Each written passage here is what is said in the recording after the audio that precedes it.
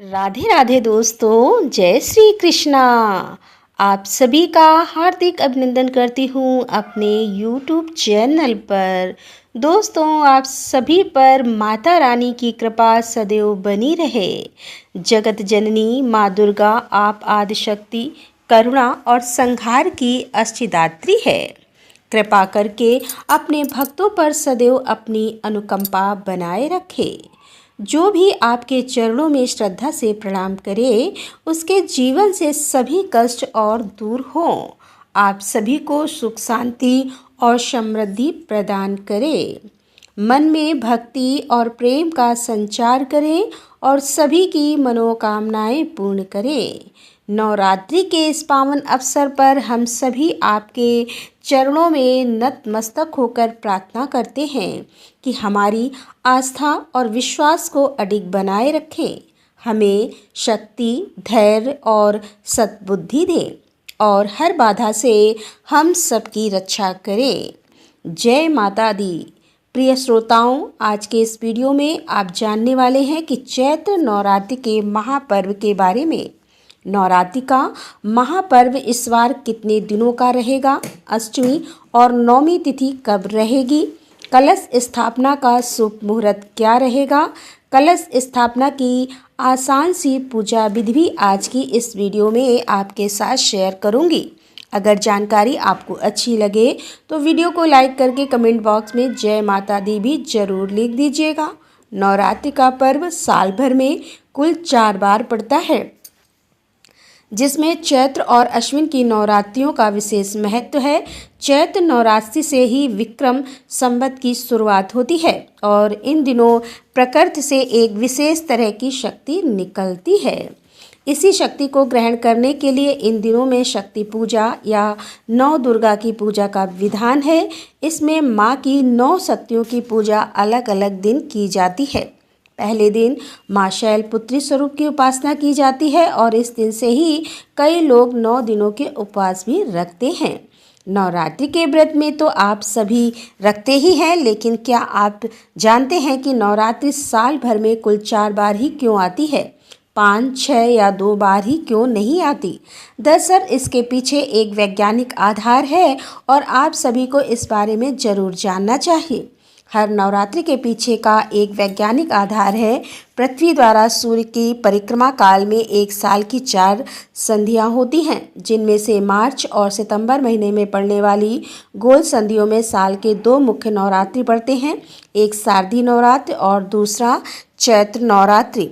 और इस समय में रोगाणु आक्रमण की सबसे अधिक संभावना हो जाती है, तो ऋतुओं संधियों में अक्सर शारीरिक बीमारियां भी बढ़ती हैं। इसीलिए उस समय स्वस्थ रहने के लिए, शरीर को शुद्ध रखने के लिए, तन मन को निर्मल रखने के लिए की जाने वाली प्रक्रिया का नाम है नवरात्रि। अमावस्या की रात से अष्टमी तक या पड़वा से नवमी की दोपहर तक व्रत के नियम के अनुसार चलने से नवरात्र यानी नवरात्रि नाम सार्थक होता है।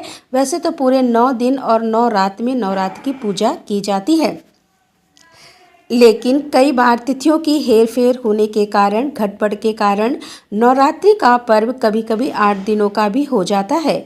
और इस बार क्योंकि चैत्र नवरात्रि भी 8 दिनों की होने वाली है, तो ऐसे में क्या अष्टमी और नवमी एक ही दिन मनाई जाएगी या फिर बीच में 2 दिन की नवरात्रि की पूजा एक ही दिन की जाएगी, ये आज के इस वीडियो में आप जानने वाले हैं। इस बार माता की सवारी हाथी होगी, क्योंकि रविवार के दिन से चैत्र नवरात्रि का शुभारंभ हो रहा है और हाथी पर ही माता प्रस्थान भी करेगी, क्योंकि चैत्र नवरात्र का समापन भी रविवार के दिन होगा। हाथी पर आगमन और प्रस्थान बहुत ही शुभ संकेत माना जाता है। साल 2025 में चैत्र नवरात्रि 30 मार्च रविवार से प्रारंभ होकर 6 अप्रैल दिन रविवार तक समाप्त होंगे। चैत्र शुक्ल प्रतिपदा तिथि 29 मार्च दिन शनिवार की शाम को 4:02 से प्रारंभ होगी और प्रतिपदा तिथि समाप्त होगी 30 मार्च रविवार को दोपहर 12:49 पर। कलश स्थापना नवरात्र के पहले दिन यानी कि 30 मार्च को की जाएगी, जिसमें सुबह का शुभ मुहूर्त सुबह 6:01 से लेकर 10:02 तक रहेगा और दोपहर में अभिजीत मुहूर्त 12:01 से लेकर 12:50 तक रहेगा। तो नवरात्रि का पहला दिन रहेगा 30 मार्च रविवार को, जिस दिन कलश की स्थापना की जाएगी और मां शैलपुत्री की पूजा भी इसी दिन होगी। नवरात्रि का दूसरा और तीसरा दिन इस बार रहने वाला है 31 मार्च सोमवार को, यानी कि दूसरे और तीसरे नवरात्रि की पूजा 31 मार्च सोमवार को होगी, जिसमें मां ब्रह्मचारिणी और मां चंद्रघंटा की पूजा की जाएगी और द्वितीय तिथि प्रारंभ होगी 30 मार्च रविवार को दोपहर 12:05 से, जिसकी समाप्ति 31 मार्च सोमवार को सुबह 9:11 पर होगी। इसके बाद से तृतीया तिथि प्रारंभ होगी 31 मार्च सोमवार को सुबह 9:01 से और तृतीया तिथि समाप्त होगी 1 अप्रैल मंगलवार को सुबह 5:42 पर, क्योंकि मंगलवार को सूर्योदय से पहले ही तृतीया तिथि समाप्त होगी। इसीलिए इस बार 31 मार्च सोमवार को 2 नवरात्रि व्रत की पूजा एक साथ पड़ रही है।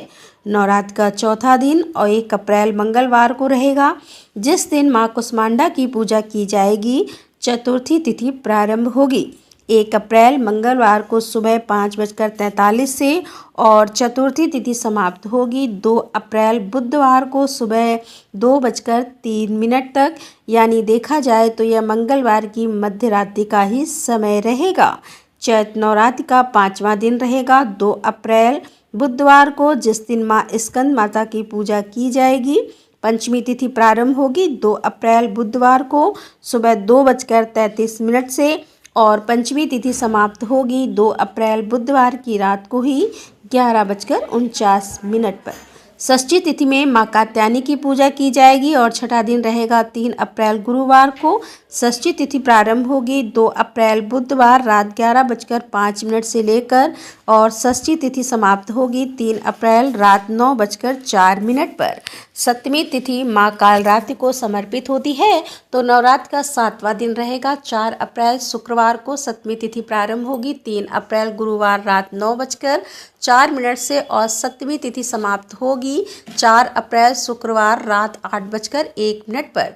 जो लोग नवरात्र के पूरे उपवास ना रहकर केवल पहला और आखिरी उपवास रखते हैं, ऐसे में जिनके घर में अष्टमी को कन्या पूजन किया जाता है, तो वे उन्हें सप्तमी को उपवास रखना होगा और सप्तमी तिथि 4 अप्रैल शुक्रवार को ही रहेगी। अष्टमी तिथि में मां महागौरी की पूजा की जाती है। तो नवरात्र का 8वां दिन रहेगा 5 अप्रैल शनिवार को और अष्टमी तिथि प्रारंभ होगी 4 अप्रैल शुक्रवार की रात 8:01 से। अष्टमी तिथि समाप्त होगी 5 अप्रैल शनिवार शाम 7:26 पर और नौमी तिथि में मां सिद्धिदात्री की पूजा की जाती है और 9वां दिन रहेगा 6 अप्रैल दिन रविवार को। नौमी तिथि प्रारंभ होगी 5 अप्रैल शनिवार की शाम 7:27 से और नौमी तिथि समाप्त होगी 6 अप्रैल रविवार की शाम 7:23 पर। और दुर्गा अष्टमी रहेगी 5 अप्रैल शनिवार को। रामनवमी यानी दुर्गा नवमी तिथि रहेगी 6 अप्रैल दिन रविवार को। तो जिनके यहाँ अष्टमी को कन्या पूजन होता है तो वह 5 अप्रैल को, जिनके यहाँ नवमी पर होता है वह 6 अप्रैल रविवार को कन्या पूजन करेंगे और 10वें दिन कलश विसर्जन किया जाता है और नवरात्रि के व्रत का पारण किया जाता है। हालांकि बहुत से लोग अष्टमी तिथि को ही कन्या पूजन करके या नवमी तिथि को ही कन्या पूजन करके व्रत का पारण कर लेते हैं और कलश विसर्जन भी कर देते हैं। तो 10वीं तिथि प्रारंभ होगी 6 अप्रैल रविवार शाम 7:02 से, जिसकी समाप्ति होगी 7 अप्रैल सोमवार को रात 8 बजे होगी। नवरात्रि के पहले दिन शुभ मुहूर्त में कलश की स्थापना की जाती है, जिसके लिए एक चौकी पर साफ पीला वस्त्र बिछाकर पूर्व दिशा की ओर मुँह करके मिट्टी का या फिर अन्य धातु का कलश लेकर उसमें गंगा जल मिलाकर साफ शुद्ध जल भरना चाहिए, जिसमें लौंग का एक जोड़ा, एक कमलगट्टा, एक कौड़ी या शंख, थोड़ा सा इत्र और अक्षत पुष्प डालकर उसके ऊपर आम या अशोक के 5, 7 या 9 पत्ते रखने चाहिए। पत्ते साफ सुथरे हों, जिसके ऊपर आपको पानी वाला नारियल रखना चाहिए। चुंडी से लपेटकर और कलावे से बांधकर ही रखना चाहिए। फिर सभी 9 ग्रह का और कलश के अंदर वास करने वाले सभी देवी देवताओं का भी शुभ शक्तियों का आह्वान करके कलश की पूजा करके आपको माँ भगवती की प्रतिमा या तस्वीर की स्थापना करके नवरात्रि का पूजा का शुभारंभ करना चाहिए और फिर पूरे 9 दिन तक इस कलश की शुद्धता का आपको ध्यान रखना चाहिए।